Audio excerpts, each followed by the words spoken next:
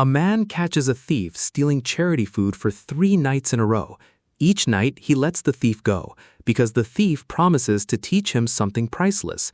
On the 3rd night, the Prophet Muhammad ﷺ reveals the truth. That thief wasn't human at all. It was Shaytan himself. And the thing he taught was so powerful, even he couldn't stay away from it. That thing is 4 sentences long. Muslims recite it every single night before sleeping. It's called Ayat al-Kursi, the verse of the throne. And by the end of this video, you'll understand exactly why one companion of the Prophet said it's the greatest verse in the entire Quran. This isn't a legend passed down through generations. It's recorded in Sahih al-Bukhari, one of the 2 most authenticated hadith collections in Islam. The Prophet ﷺ once assigned Abu Huraira to guard the charity food collected during Ramadan. One night, a figure crept in and began scooping up handfuls of food. Abu Huraira grabbed him and threatened to drag him before the Prophet. The stranger begged for mercy. He was poor, he had a family to feed, so Abu Huraira let him go. The next night, the same thing happened, and the night after that too. On the 3rd night, Abu Huraira finally caught him for good. This time, the stranger offered something different. "Let me go," he said, "and I'll teach you words that will benefit you more than anything." He told Abu Huraira, "When you lie down to sleep, recite Ayat al-Kursi from beginning to end. Say it, and Allah will send a guardian to protect you through the night. No devil will come near you until morning." Abu Huraira let him go and reported the whole exchange to the Prophet ﷺ the next morning. And what the Prophet said next is the part that changes everything. The Prophet ﷺ told him, "He spoke the truth to you, although he himself is a liar." Then he revealed who it actually was. 3 nights in a row, Abu Huraira hadn't been catching a hungry thief. He'd been face to face with Shaytan. And Shaytan, of all beings, was warning him about the one verse he feared the most.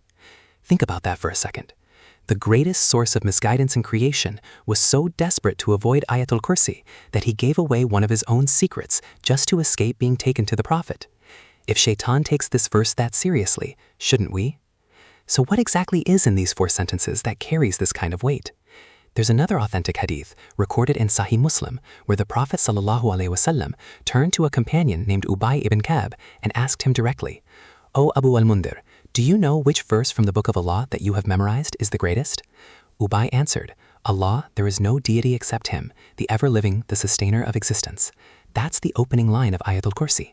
The Prophet ﷺ was so pleased with the answer that he gently struck Ubay's chest and said, "By Allah, may this knowledge benefit you, O Abu al-Mundhir." Why does this specific verse outrank every other verse in the Quran? Look at what it actually says. In just a few lines, it describes Allah as never overtaken by drowsiness or sleep, as the owner of everything in the heavens and the earth, as the one whose knowledge nothing can be grasped except what He allows, and whose kursi, His dominion, extends over all creation without any effort or fatigue to Him. It's not a story, not a command, not a warning. It's a direct, concentrated description of Allah's power, His awareness, and His control over everything that exists. Scholars have said no other single verse packs that much theology into that few words. Now here's where it becomes something you can actually use, not just admire. Back to Bukhari 50:10, the same hadith with Abu Huraira. The instruction Shaitan gave him wasn't vague, it was specific. Recite it when you go to bed, and a guardian from Allah stays with you until morning, keeping Shaitan away.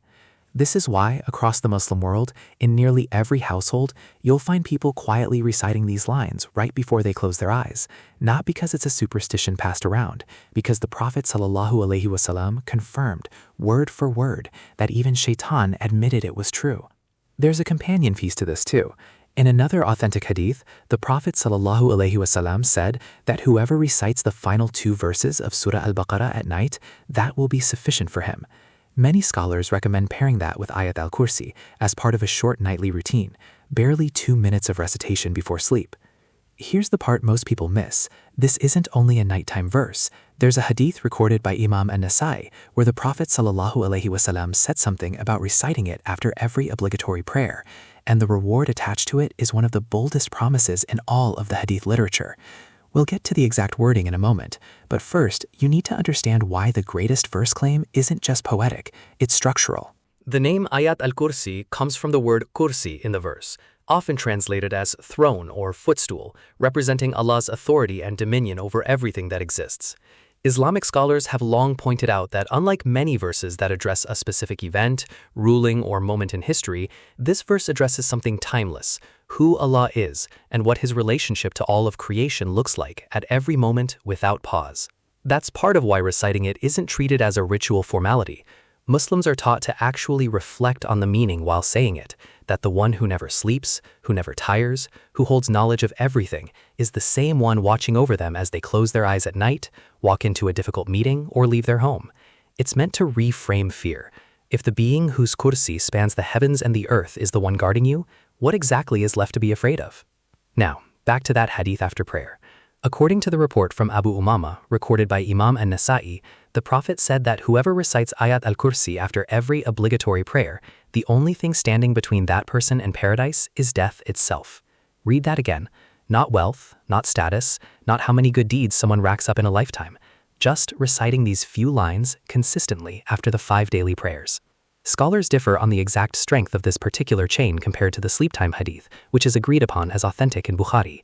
But even scholars who are cautious about the after-prayer version still point to it as a strong, well-supported virtue, which is exactly why it became one of the most widely practiced habits across the Muslim world, alongside the nightly recitation. Here's the thing about Ayat al-Kursi that makes it different from a lot of spiritual practices people chase today. It costs nothing. It takes less than a minute. It requires no special conditions, no specific time of day beyond after prayer or before bed, no wealth, no status. Just a few sentences, said with presence and understanding of what they mean. In a time where so many people are searching for protection, peace of mind, and something to hold onto before they sleep, Muslims have had this for over 1400 years, verified, unbroken, straight from the mouth of the Prophet ﷺ, confirmed even by the enemy who feared it the most. So the next time you lie down at night, remember this.